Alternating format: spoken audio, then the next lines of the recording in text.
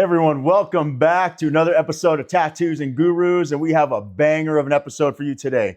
We have Heath Kuhlman.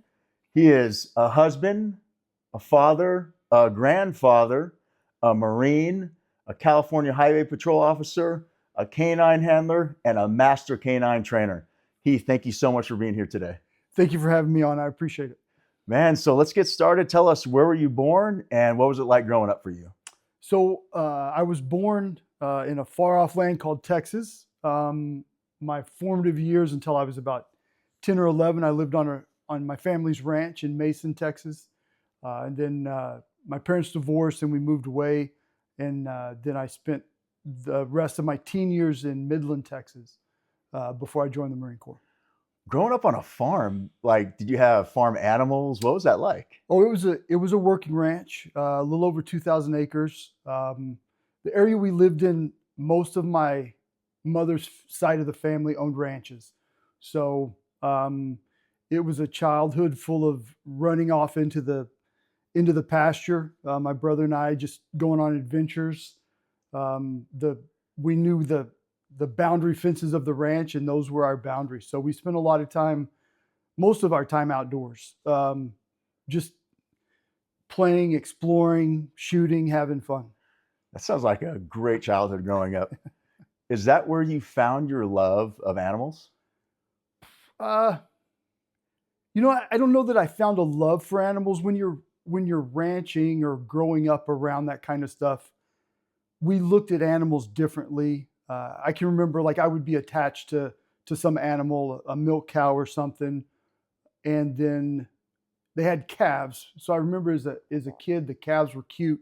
You wanted to play with the calves or the sheep, and then they got sent off to be slaughtered to eat. So I learned at an early age. We hunted a lot, and so I learned at an early age that the animals on the ranch weren't necessarily pets. We had dogs, but the animals themselves were something that sustained our family, that provided income. So maybe my comfort of being around animals, but really my passion for dogs started much later. Okay.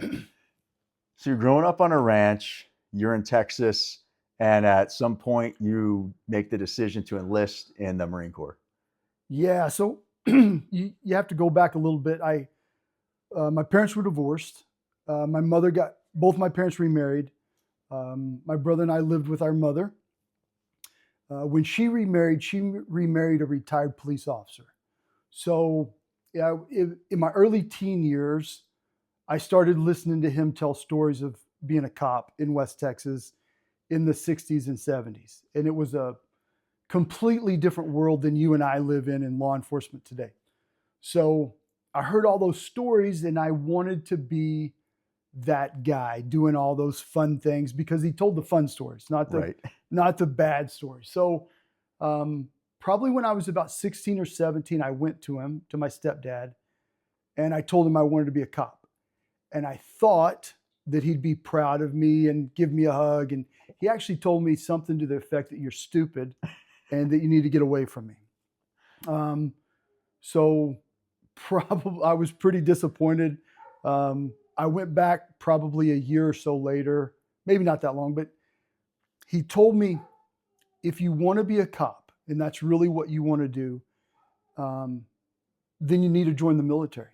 You need to get some real world experience. And he said, it's not college, you can get an education, but that's not going to prepare you for what's going to keep you alive as a cop. And his perspective of being a cop, from West Texas, where it was oil field roughnecks, a lot of fights. He said, you need to get some type of combat training, and that's what's going to keep you alive when you're a cop. So that was the catalyst. That was the beginning of me deciding to join the military, and the Marine Corps seemed like it was the best choice. Storytelling from people that we love and respect, mentors, is so important in the guidance to all of us in our upbringing. And I think that was some really good advice that your stepdad gave you in terms of what you learned in the Marine Corps through combat training and everything else in between, how has that been useful to you in your career as a law enforcement officer? Just the overall experience. One, growing up and maturing. I can't imagine being a cop at really any age without some type of training that forced responsibility on you, that forced decision making under pressure, that forced you to think under stress. Oh my God! Oh, that's very painful. And perform under stress. And the other, probably one of the big things is just when you're in the military, whether it be in boot camp or in basic training or moving on through your training, you're always going to face something that when you look at it, you look at the obstacle and you think, there's no way I can do this. Regardless of how good a physical shape you're in or what your confidence level is, everybody sees something in their, unless you're in the Air Force, maybe. But I can remember times I would see obstacles and I would think, there's no way I can do this, right? Like, and just, you have all the confidence in the world, but you just think to yourself, there's just no way. And then because of, you don't have any other choice but to do that thing, then you realize, hey, you can do much more than you believe that you can. If you push yourself and you just give yourself the opportunity. And you learn that you do things systematically, especially in the Marine Corps. The first thing you learn is that when you got up in the morning, the drill instructor would say, right sock, right foot. And so you grab the sock and you put it on your right foot. And if you put it on the left foot, you were in trouble. And so it was all a pattern of behavior. And they're instilling that to where you're not thinking about what you're doing, you're just doing it. And that's when you start to understand, if you have a process that's proven to work and you develop that process and you keep working that thing, then it becomes muscle memory. And then when you're in high stress or you're faced with something new, you go through those steps automatically. So learning how to follow a process, a proven process, there's a lot of things in the military, but those are the things that really, I think, have carried over into my adult life, regardless of what I've done. But learning how to trust people, learning how to develop yourself, but then develop other people. I could talk a long time about what I learned in the Marine Corps that's helped me as an adult. But there's just so many things. But the main things are to have a plan and then have another plan and be ready to execute a new plan on the move. Let's talk about teamwork and leadership. Okay. How important is the cohesiveness between teammates on a team, especially when you introduce a working dog? So first of all, anytime you're going to work in any type of team, large or small, everyone on the team has to be willing to set aside their own thoughts and ideas. It doesn't mean that you don't have your own thoughts and ideas, but you have to allow everybody in the team to express their thoughts and ideas as well. So it can't just be a one size fits all, or it's my way or the highway in a team.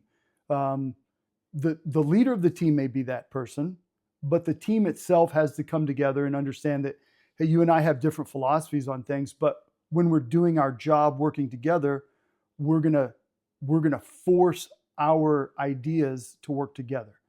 Then when you introduce a dog, the thing about introducing a dog is chaos. When you let a dog go, it doesn't calm things down. It doesn't make things smoother or less chaotic. So if the team is chaotic and there's chaos going around, either the scenario or the real life problem that you're trying to solve, introducing a dog doesn't fix it.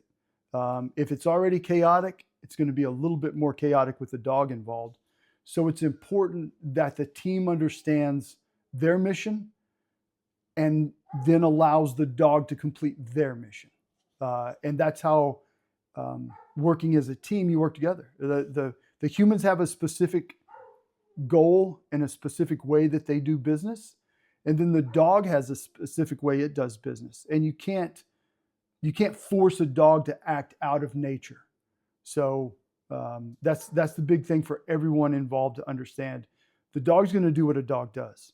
And they don't reason the way humans do. And we often put human emotion or human thoughts on the dog.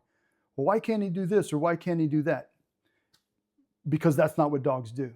They work in a specific way based on what they're conditioned to do, and that's what you're going to get. Is that where you've seen handlers or other teammates get frustrated with canines because they're not doing what the human is telling the dog to do? Oh, absolutely. There's a saying about garbage in, garbage out, and it goes with everything: what you eat, what you train, what you do. Well, with a dog, because a dog performs how they're conditioned. Dogs learn through repetition. And so if a dog hasn't been introduced to specific situations, there's a high likelihood they're not going to perform the way you expect them to. For instance, if I have my dog and I want to search that corner of the room, and I tell him, I release him with a search command, but he goes this direction, he may be going that direction because he's already smelled odor. He's on an odor that he wants to go to. If I try to micromanage that and force him, then he's not going to have an understanding and it's possible to shut down. Now, I can train him through direction with a hand, direction with a light, direction with a laser to go exactly where I want him to go. And that may be that corner. But if I want to allow him to hunt independently and I want him to go right there, but he goes the opposite direction, I have to accept that that is what he has learned to do because that's what I've taught him to do. And I learned that by micromanaging or over controlling the first dog I had. And it was a huge eye opener when I got my second dog and started working. And I realized that I caused my first dog to actually, there were times in deployments he would shut down because he didn't do what I thought he should do. I wanted him to sniff that specific thing, and he sniffed the thing right next to it. But I wasn't thinking on how a dog learns and how a dog behaves, right? So that's the big issue with dogs is you give them parameters and you train within those parameters, and then in real life they'll stay within the parameters. If the bigger your parameters in training, the bigger the parameters are going to be in real life. And that's when humans get frustrated. They think, well, I know he can't be hiding in that bush over there. He's got to be in this bush. So why is he going over there? Well, because in training, he's allowed to do that. So we, as humans, have to understand that process. So it's as important to trust your working dog as it is to trust your partner. Oh, absolutely. And I say it all the time that police dogs, what dogs do for us, no matter what they do, their job is to locate things through smell. That's the one thing that a dog possesses that none of our other technology can do. Robots can't smell things yet. Drones can't smell things. The little camera balls you use, they don't smell things. So the canine gives us the ability to smell what's in that cabinet, what's on the other side of that door, what's deep within this brush. And so because of that, when the dog uses that ability and we trust that ability, we have to take them for their word. But a dog's only as good as their training. So if we're not training them to be trustworthy, we can't rely on them in real life to be trustworthy. In similarities where we can give ourselves training scars with incorrect training or bad practices, we can do the same thing to a dog. Oh, 100%. There's something I like to say a lot, and that's that you're never going to fix a problem in one day with a dog because it just takes repetition. But you can absolutely damage a dog in one repetition. Gunfire is a very common mistake. Flash bangs, all of those things, anything that causes a dog discomfort in a situation could cause training scars, if you will, in the future. And because they may relate the live firehouse with a loud noise that startled them that they weren't ready for. And then every time they go to the live firehouse, they remember that instance. And that creates anxiety in the dog and frustration. And so anytime you introduce something new, you introduce it slowly. And I like to call it white noise. Gunfire, for instance. There's no reason for gunfire to start out right next to the dog. My first dog, in my first class, hey, leash your dog up. We're going to go to the range. Okay, pull out your pistol and start shooting. And then we wondered why the dog bit us, right? Like the dog would lunge for your hand, some of them. Some of them would try to get away. Well, it's because they had no idea what's going on. They have no concept of what that noise is or why it's happening. So you start a gunfire drill with a dog at a distance to where it's just a pop. And it becomes white noise, no different than your television on at night or radio if you listen to. It's just background noise and it has no meaning. It does not cue the dog for any type of activity. So some people will, in order to get their dog through that obstacle to begin with, they'll put a decoy downrange or a decoy that they can see. Hey, what's a decoy for the audience? Someone in a bite suit, something with bite equipment that the dog knows that they're going to go engage with. So if you're in a bite suit and I have my dog and the dog can see you and I pull out my gun and I shoot 3 times, I let my dog bite you, and I do that over and over, pretty soon the gunfire means I get to bite something. Most dogs, it's not going to cause an issue, but there's going to be a percentage of dogs that every time there's gunfire, they're going to look around for something to bite. And it could be the handler, it could be the cover officer next to him, because the dog has been conditioned that gunfire means I get to bite something. So you want the gunfire to mean nothing to the dog, other than there's loud noise going on, but it doesn't mean anything for me. I'm still waiting for my handler to give me a command to do the next thing. How long have you been working with working dogs? Well, did it start in the Marine Corps? No, when I was in the Marine Corps, there were actually very few dogs. I don't remember seeing any dogs. I'm old. I joined the Marine Corps in 1990, and I got out in 2000. So there weren't a lot of military working dogs until the GWAT, till the war. Okay. And that's when the military really got heavy into dogs, which is a good thing. But I wasn't around them necessarily until probably 2011 or so. I started going out and training with the unit I'm in now because I wanted to get into the unit. So I knew they were around. I knew the handlers because we worked out of the same office. But I really didn't start working with them until probably 2011. Okay, and I want to get into that because we do have some aspiring future canine handlers will watch this show.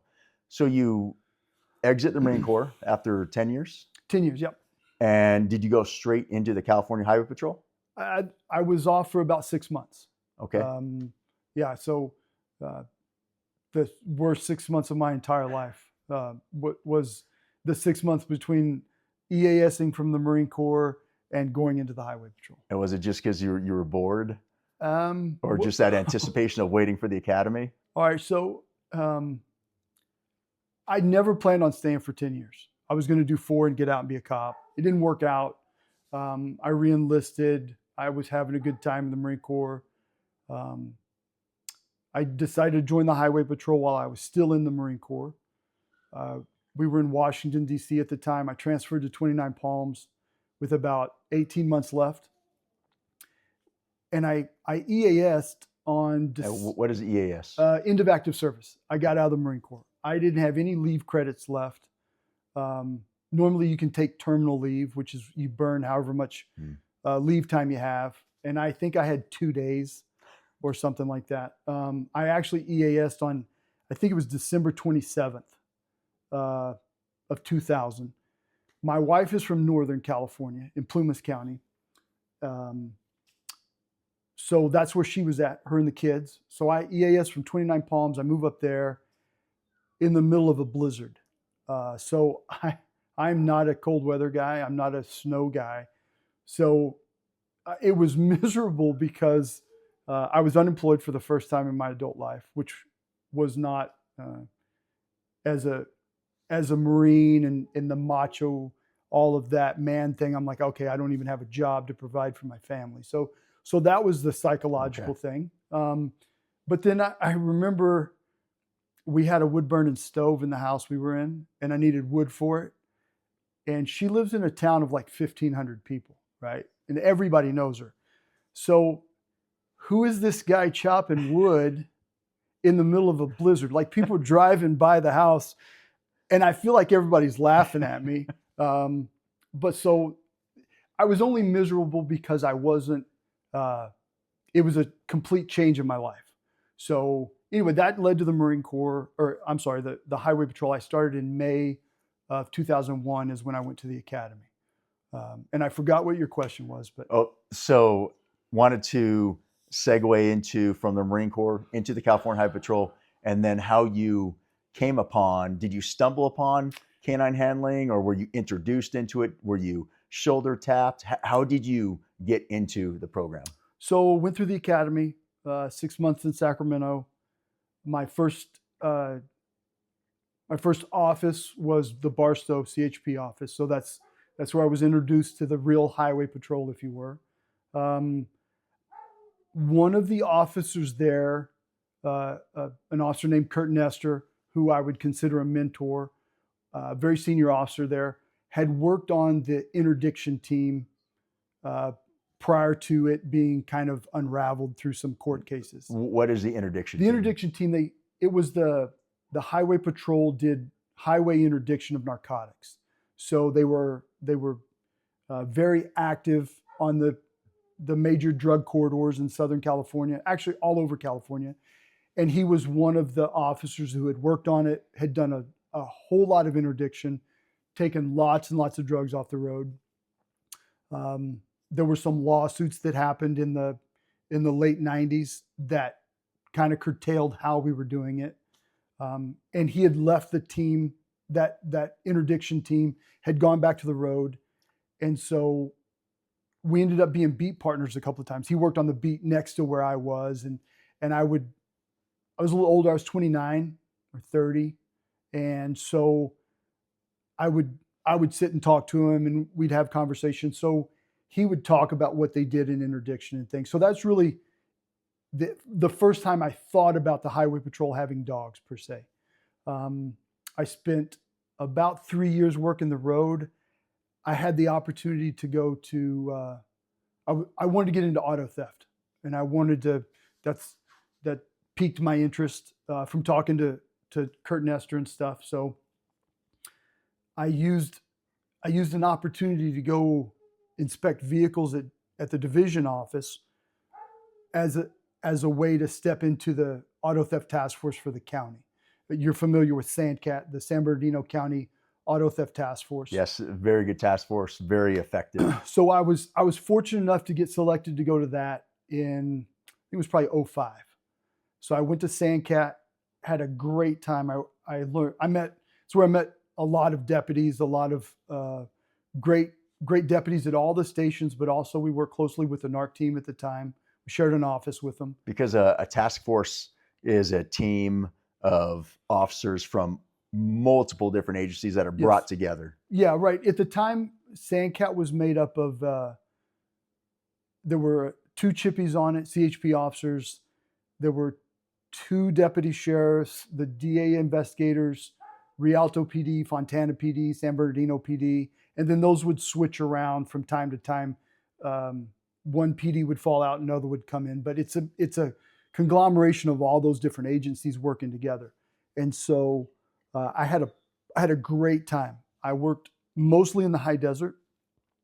And again, I had great partners from the DA's office, but also from the sheriff's department. Some people that really taught me how to interview crooks. I really got a good lesson in interviewing and talking to people and not press hard for copies like most CHP officers. So that was, and I also learned, and I'll just say that I learned that no agency is perfect. By working with allied agencies, we tend to think that the agency next to us is better, right? We tend to think, oh, the sheriff's department's got it going on. Oh, the PD's got it going on. And then you realize that there's things that I could do as a highway patrol officer that the sheriff's department couldn't do. And it was just either through policy or something. Like I got to wear shorts. My lieutenant would let me wear shorts, and the sheriff's department said the deputies couldn't wear shorts. And it's a small thing, but it makes you realize everybody has their issues that they deal with. So, but that wearing shorts, it could be significant when you're working in an undercover environment and you're maybe following a suspect on foot through a mall or into a restaurant, and you're wearing shorts because suspects are not thinking that an officer is going to be wearing shorts. No, and you could be overlooked. 100%. And one of the things I still can't understand is I could grow a facial hair, long hair, whatever, and I would have people tell me your beard's too long. And I always thought to myself, or you can't wear that shirt or those clothes. And I always thought, if you're out of regulation, and our policy allows us to be out of regulation, hair, right, beard, all that stuff. How do you say that's too far out of regulation, right? So like if I can have facial hair, then why does it matter if it's down to my knees? And I never had anybody say, well, it's not safe, because if somebody said that, I could see your argument. But it was always like, oh, you look too grungy. And I would always say, well, I work in the high desert and I'm looking for auto thieves and I'm going into auto thief locations, and this is how they look. Some of them, right? Some are clean shaven, because a beard doesn't make you not look like a cop. But anyway, so it was just one of the things that always struck me odd. And you talk about shorts, like if you're out of regulation, then there's no, to me, there shouldn't be a degree of out of regulation. Now, you can't tattoo your face and things like that. But as far as grooming standards, if you can violate the grooming standard, then violate it. That's the whole point, right? To blend in. Exactly. So Sandcat till about, I think, somewhere around 2010. And I needed to get back to the highway patrol. And I say that because we did all our paperwork through the sheriff's department. We used sheriff's department forms, sheriff's radio, sheriff's computer system. And I was I don't want to say I was off the reservation, but I needed to get back to my grounding because there was no way I was going to stay in auto theft forever. And eventually I would have to go back to the department. So I was like the prodigal son. And I had fulfilled everything I felt like I could do in auto theft. You can only investigate so many chop shops, or at least for me. I had put together so many cars. I had chased so many people. There were a couple of bigger rings that I helped take down. And at a certain point, I didn't feel a challenge anymore. So for me, I looked for something different. I ended up back in the CHP's investigative services unit, working cargo theft, which is it's a bigger problem now than ever. That wasn't really exciting to me. It was better than working the road. And then we were actually serving a warrant one day, and I was talking to the K-9 guys, and one of the K-9 officers at the time had been an academy classmate, and we worked out of the same office. So we were talking, and they were looking to add another officer to the unit, and I asked him, what do you do all day? Like, I wouldn't have a canine right away. And he said, well, your job is to go arrest people. And I was like, so all I have to do is get in a black and white and then go look for people to arrest. He was like, yeah. And I go, I can arrest them for whatever they're doing. And he goes, anything, it doesn't matter. So I was like, okay, that sounds good. So that's when I started actively trying to get into the unit. And when you first started to get your feet wet, they made you a decoy. Oh yeah. And why is it, or let me ask you, is it important for handlers to decoy first before getting a dog? And what did they learn from that? Yes, but it's important to be a good decoy. When I started, they said, here's a suit. Don't fall down. Don't look back if you're running. But what you get from decoying a dog, one, it builds comfort in being around the dog, right? And I remember you've put on the suit a few times. Yes. You're always thinking to yourself, this is a bad idea. Oh, absolutely. Right? You're like, what was I thinking? How did I get myself here? But that's the first thing it does, is it gives you a level of comfort being around the dog, because regardless of who you are, there's a fear of being bit, right? I still have a fear of being bit. It hurts. Yes. And so it hurts in the suit. Yes, it absolutely can hurt in the suit. And if you do it wrong, the suit doesn't help you. They can get a hand or a foot or a face. So the first thing I tell new handlers is, I want you to just be comfortable with the dog near you, being aggressive, attacking you. And that's going to help you when then you're with the dog working, gives you a level of comfort and understanding. Mainly that once the dog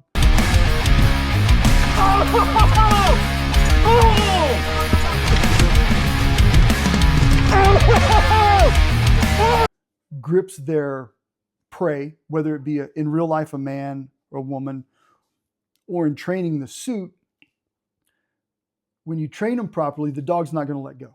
They're going to hold on to that object because that's their job. So you going up to the dog, you going up to the suspect and handcuffing them or manipulating them isn't going to affect the dog doing their job. So that's number one. But number two, you're looking at the dog from the opposite end as a handler. And the fact is, once the dog is sent down range, the trainer and the handler have very little to do with training the dog.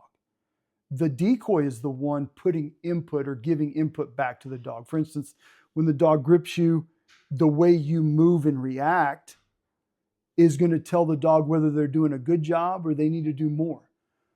A young dog, you want to give them more input. The dog grips you and you move and flinch because you want to demonstrate that you're winning the fight, just like a prey animal would. If you have an older dog, a more experienced dog, you want to make the dog work harder. So they get the grip and they're biting and biting. And in my world, I would say you're wearing it. You're just taking it and you're not reacting to it. And it makes them want to grip harder and harder. And it's just a natural part of a predator, a canine, whether it be a wolf or a wild dog. It's a natural instinct when they're taking down prey to crush. So you're learning how to give the dog what he needs and not what he wants. So that's the important part about being a decoy. I think not all good handlers are good decoys, but I think generally speaking, good decoys make good handlers, if that makes sense. That does. It makes sense. And I know what you're talking about, attending your trainings. And being a good decoy is so important. In fact, you wrote a course on how to be a good decoy. Mm-hmm. Yeah, and that's through experience. And I've been so fortunate. My department, being a trainer for my department, has given me an opportunity to work with a lot of dogs, to go to outside training and get trained by some people who know far more than I'll ever know about dogs. But it's given me the opportunity to learn their techniques and then apply them to what we do in law enforcement. And the other, it's it's probably no different than shooting or working out or anything. You could go to 3 different types of workouts, and you're going to take those 3 different techniques and build them to make your own technique. Yes. The same with shooting or anything else. So in the dog world, there's a ton of experts, and then there's some people that really know what they're doing. And you have to learn from every one of those people. Sometimes you learn what you wouldn't do, right? Yes.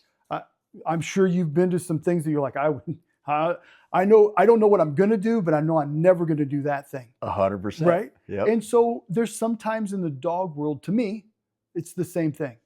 You see things, you're like, yeah, I just don't know how that applies. And I try to stay very basic with my theory on training.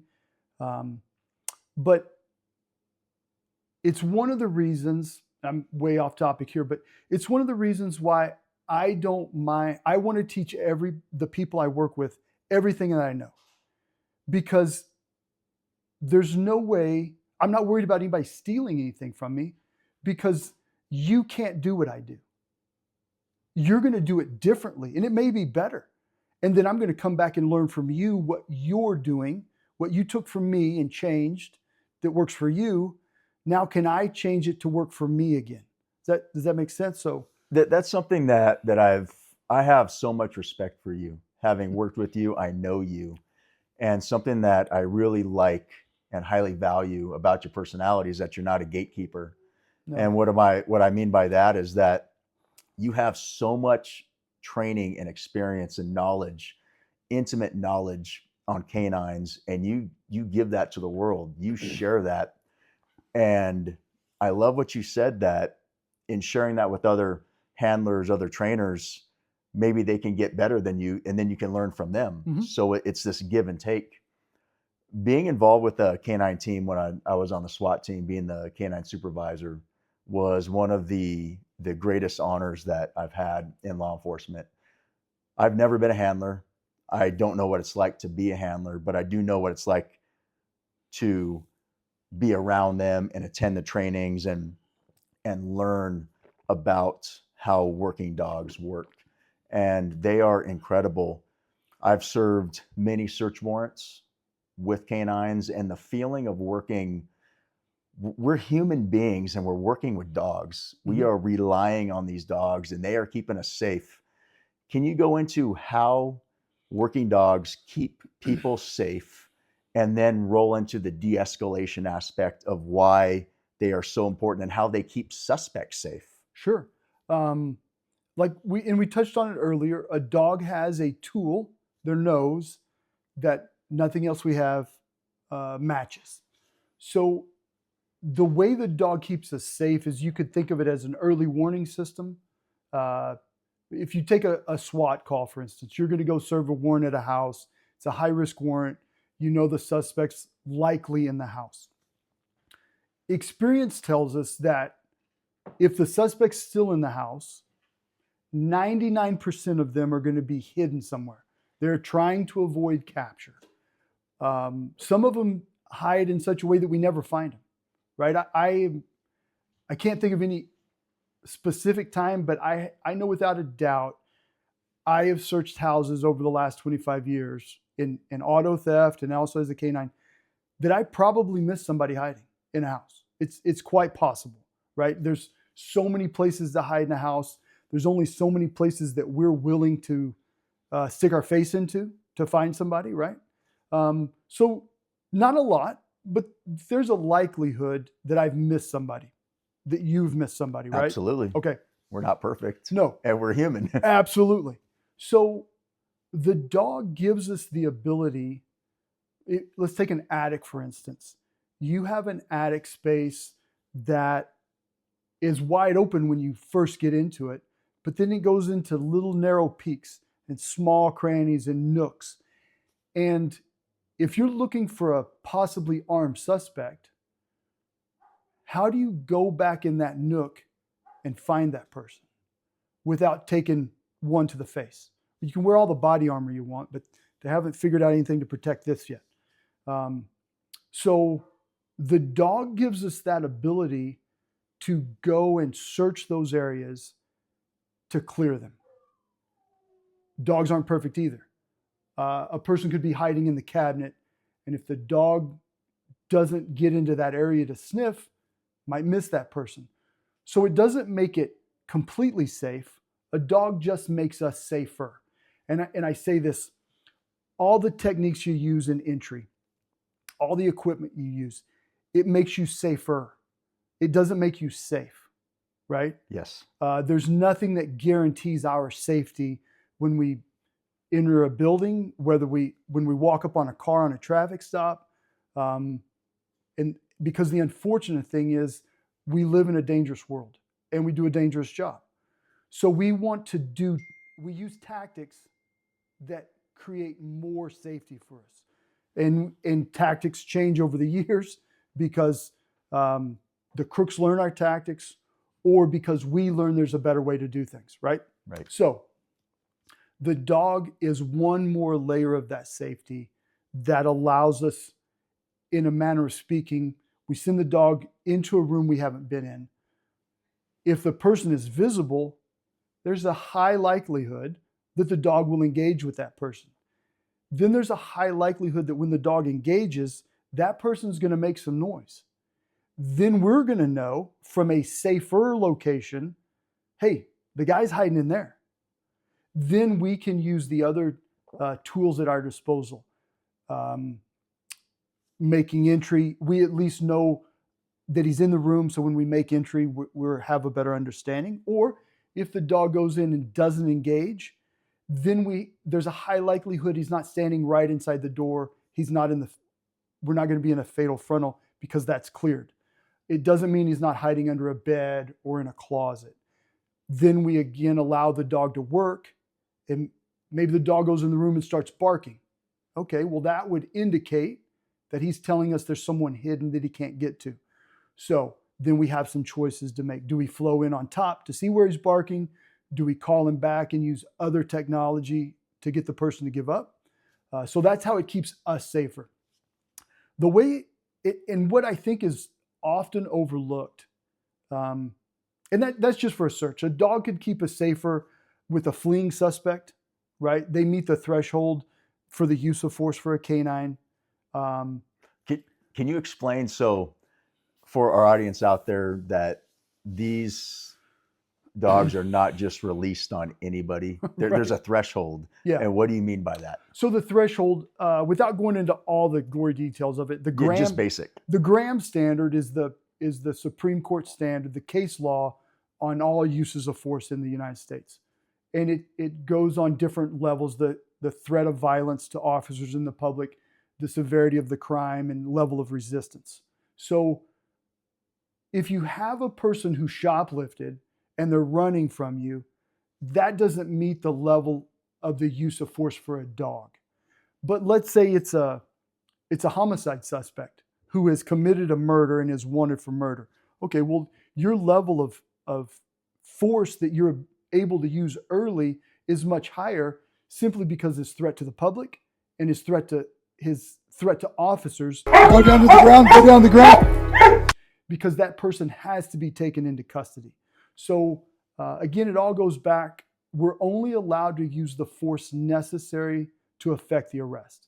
So that's the whole use of force. Does it meet the threshold? In California, it's an intermediate use of force. So it's more than your personal weapons, but it's below deadly force. So that's what I'm talking about. Handlers are always thinking about, does the suspect meet the criteria for this particular use of force? And cops do it with every use of force item we have. Tasers, pepper spray, control holds, personal weapons, firearms. These are all different levels of threat that we have to address every day. That was a very good explanation. I love that you brought up Graham versus Connor, our use of force standard. So you explained how the dogs help keep us safer, mm-hmm. and if we can roll into the de-escalation aspect of that. So the de-escalation, which I think law enforcement has always used de-escalation.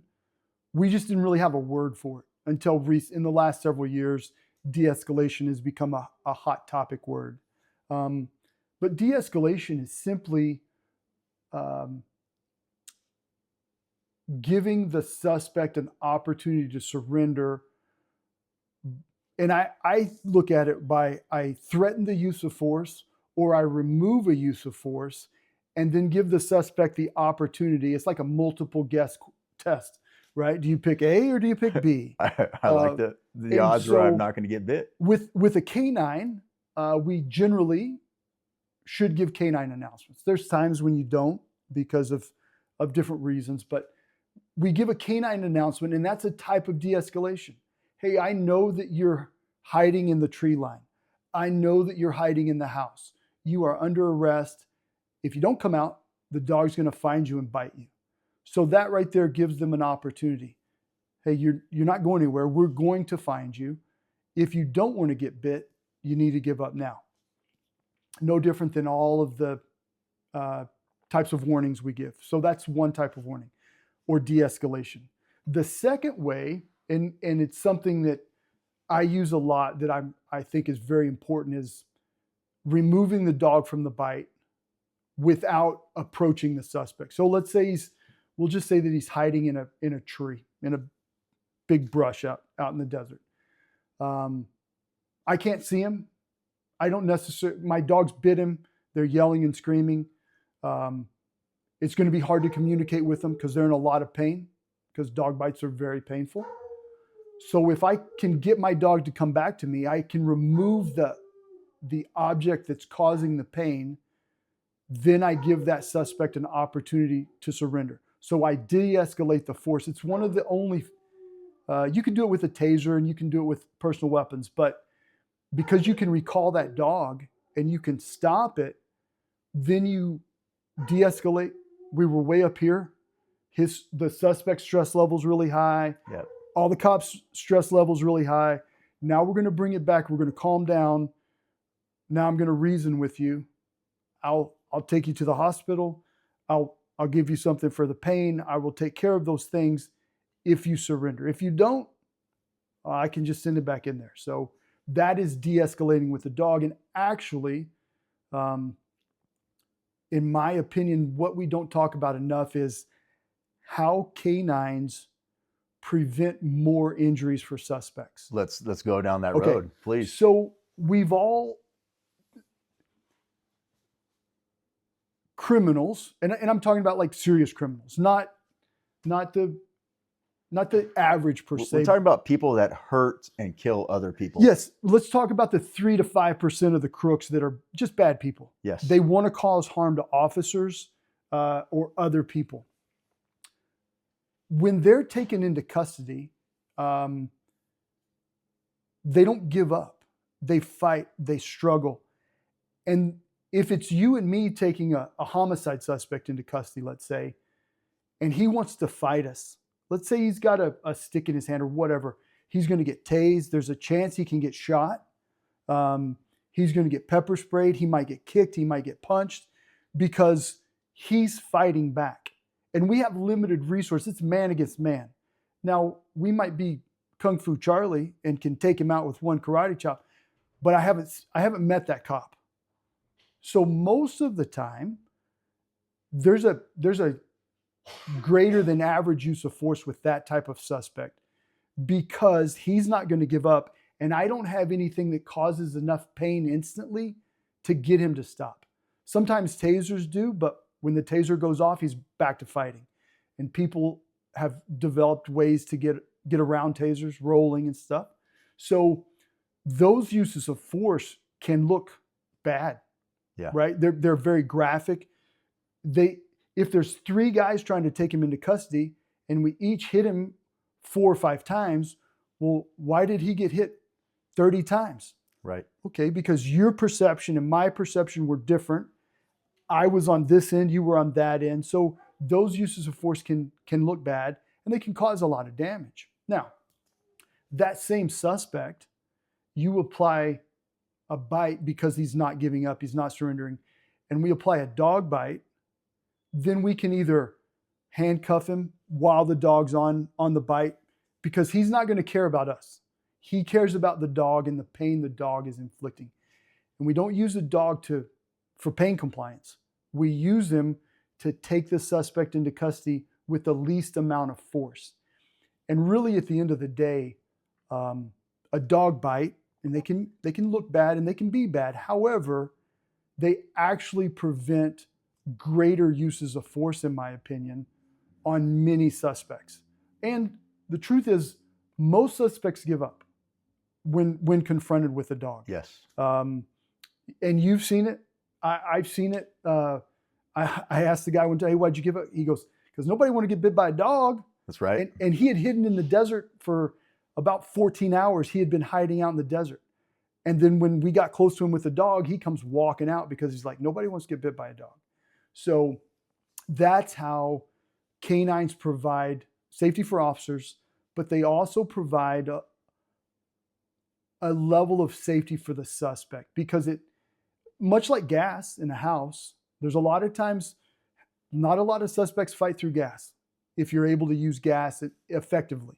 Correct. Most of them are going to give up. It's the same thing with the dog bite. Very few people, very, very few people are going to get bit and then decide to keep on fighting.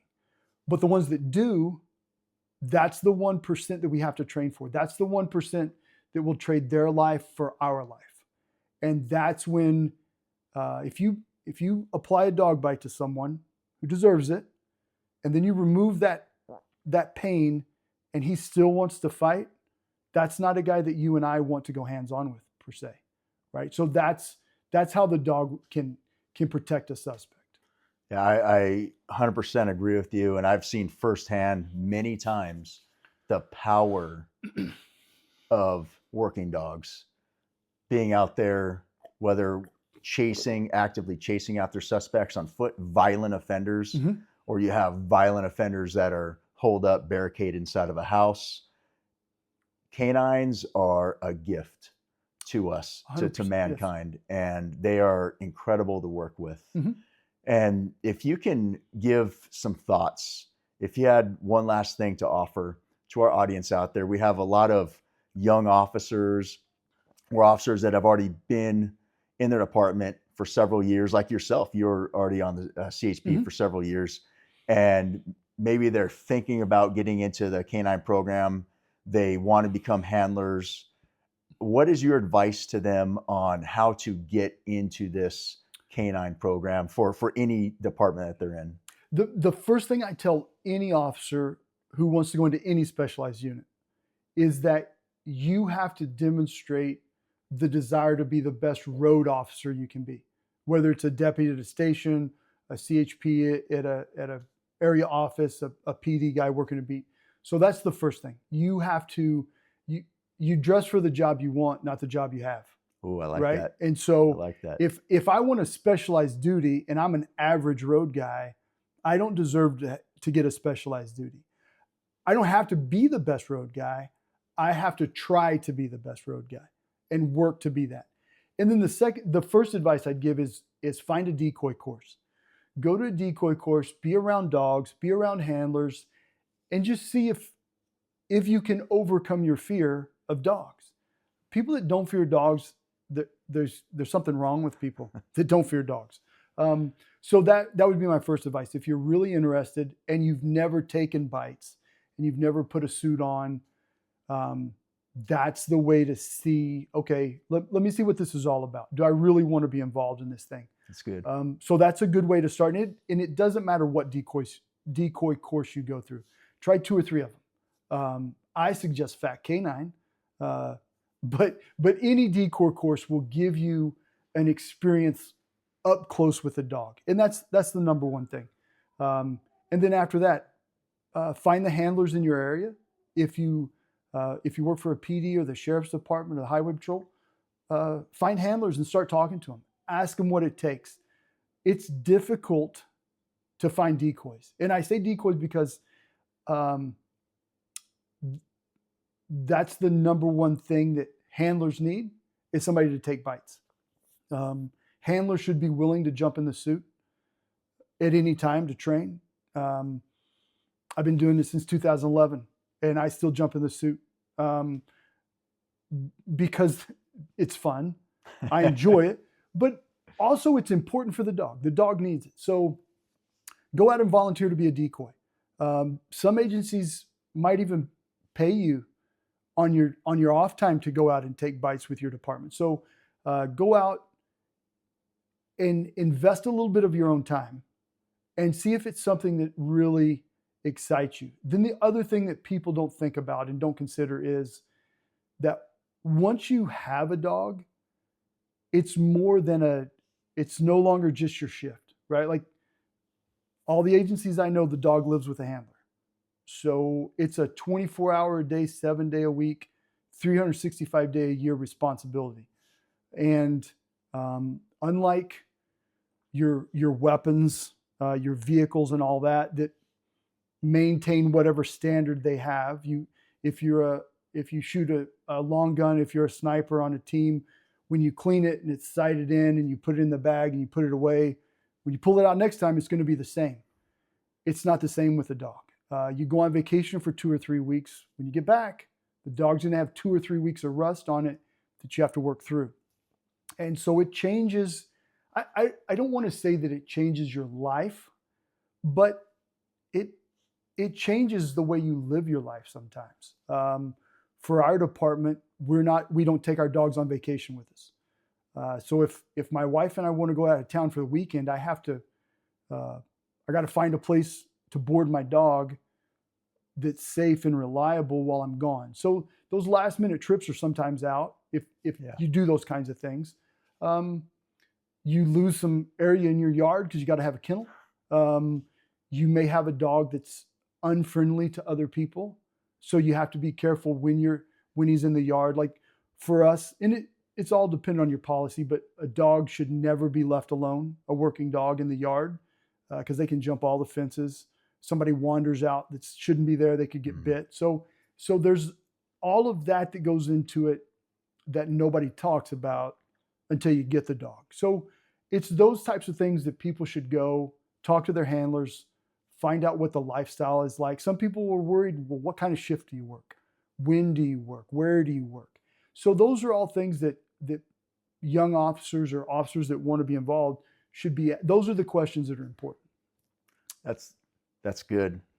Through your life, through growing up on a farm, the Marine Corps, your years in the California Highway Patrol, you have formed these systems and processes and details and teamwork, and you have formulated such an incredible system that you now teach in your company. You have a business called Fact Canine. Mm-hmm. Can you tell us a little bit about that?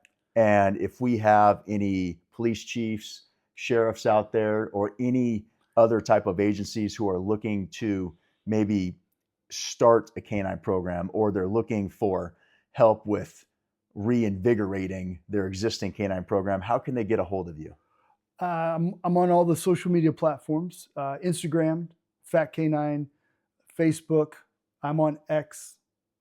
No, I'm not on X. I have a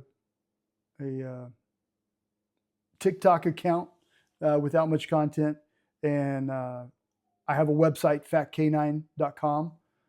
So any of those areas, you can reach out to me. The website has an email address. You can DM me. You can call me on my phone. It's 760-985-2718. Everybody has it anyway.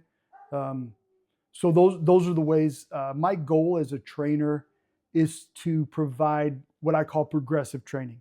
There's a lot of trainers out there that do maintenance training, and it's a very important thing, maintenance training, making sure that your dogs are at a proper standard. But I want to provide individualized training for every dog I work with. So I don't have large groups. I try to keep the groups around 7 or 8 dogs at a time, because then I can provide each dog with what that specific dog needs. And so that's my goal. That's what I like, whether it's odor work, finding narcotics or explosives or guns, or doing patrol work. I like to work with the individual team and make that team better. And what I like to think that I bring is I try to come from a position of being a handler, and it's more than just letting the dog go and the dog goes and works. what should the handler be doing while the dog's out doing his work? And then how can I as a handler make sure that my dog's doing the right thing in training prior to being deployed in real life? And so that's just what I've learned, really what I've gathered within my department. We train in-house. And so we're responsible for the progression of our dog from basic academy to 5 or 6 years. Very similar to an officer out of the academy, deputy out of the academy, is at the bottom rung of the ladder, the basic standard. And then through the FTO programs and through ongoing training, hanging out with more senior guys, having mentors, those officers and deputies become greater. And so they're learning from those around them. And dogs need to be the same way. A dog with 6 months on may not have the ability to do what a dog with 5 years on. There's a lot of steps that dog has to take to get there. And so my focus and what I do is making sure that the dog hits all those steps to get advanced as quickly as the dog can, but within reason. If you skip steps in dog training, you're going to get a dog that's going to have a failure because they have no idea what they're supposed to do. So that's really what Fat Canine is all about, is focusing on the dog that's in front of me, adapting to what the agency needs or what that handler or dog team needs, and then continuing that training as they move forward. Man, that is so good. Thank you so much. Yeah. Hey, folks, there you have it. Thank you for tuning in. And if you're interested in any type of law enforcement working dog program, please hit up Heath on social media, send him an email, give him a phone call. And if you got value out of this episode, please like, share, subscribe to this YouTube podcast. Until next time, thank you so much. We'll see you then. Hey everyone, I'm Goldie, your host of the Tattoos and Gurus podcast, and we're looking for gurus to come on the show. So if you're a subject matter expert or a person most knowledgeable in your field and you're interested to come on the show, hit me up on Instagram at Tattoos and Gurus.